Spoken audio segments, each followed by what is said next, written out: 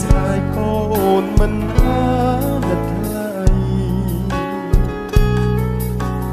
អូនមានពេលលះបង់បងបេះដូងអូនគ្មានភក្តីបើ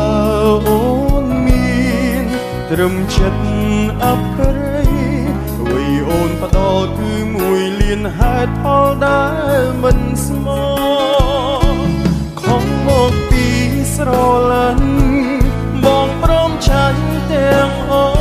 ស់ព្រមទទួលអូនថាបងខុសហេតុផលអូនរាប់មិនអស់តែបងមានតែមួយហេតុផលនោះគឺបងស្រឡាញ់អូនស្រឡាញ់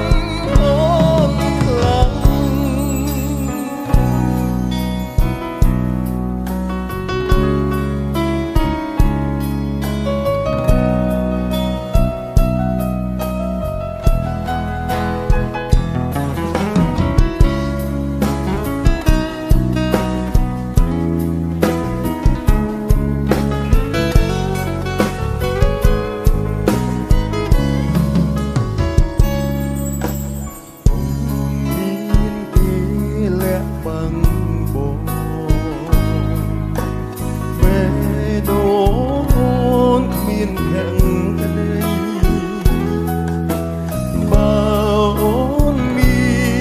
ត្រឹមចិត្ត